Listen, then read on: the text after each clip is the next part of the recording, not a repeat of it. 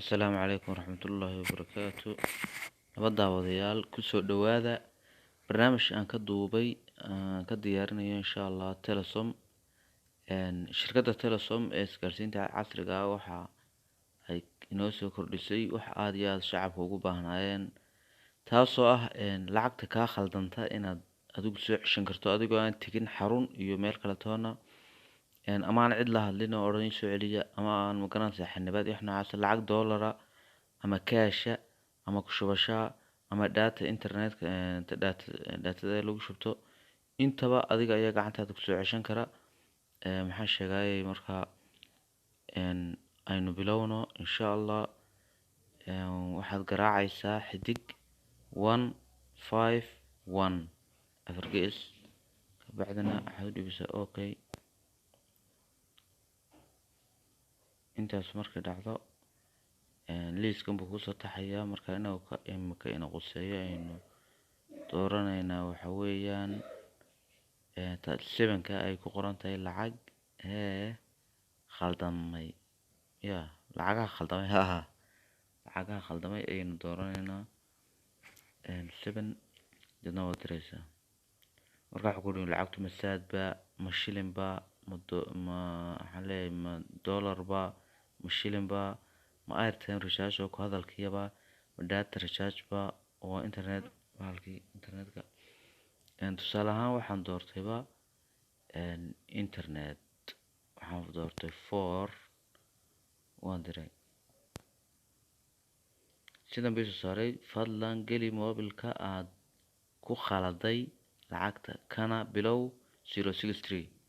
marka waxaad ka bilowsaa 063. tusaale ahaan lambarkayga gelinayaa 4228 waa tahay. fadlan geli lambarka aad lacagta ku direysay aad u waday kaad lacagta u waday ayaad markana gelinaysaa. waxaad gelinaysaa 063 tusaale ahaan 4228 lambarkaana diraan walaanahay wala maxamed xirsi la yiraahdo waad diraysaa. wuxuu ku yiri kaaliya service raalli ahow cilad baa dhacday.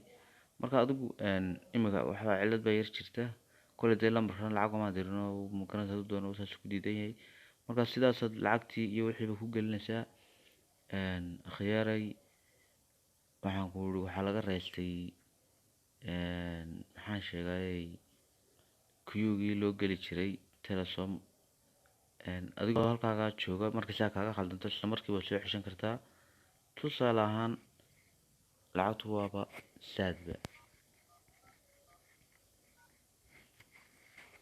saadba baad khaladay. lambar 7kii baynu dooranaa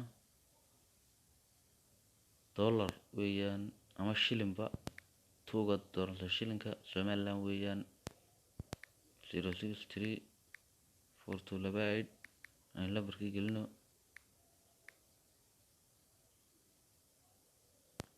lambarkaad ku khaladay buu ku geli 063 4228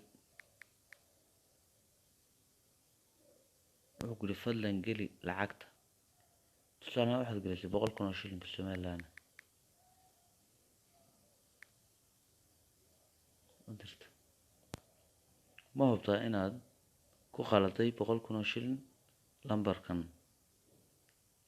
okay. marka waxaad odhanaysaa yes waan hubaa.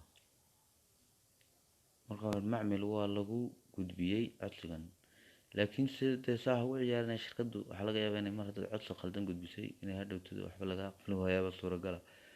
marka yeelkeeda haddana dee lacagtii saasaad ku gudbaysaa waana lagu soo celinayaa. hadda imikaanu dee testi un bay hadeen lacag kuma khaldine lambarkii saasaad markiiba u gelinaysaa.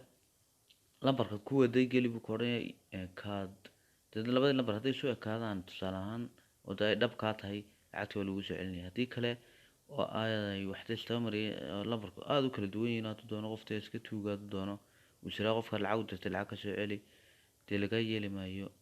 marka maxaan sheegay waxaa laga raysanayaa tigitaankii la tegi jiray xarunta ka faa'iidaysi fiican channelka subscribe saara fadlan, waa codsi weeyaan.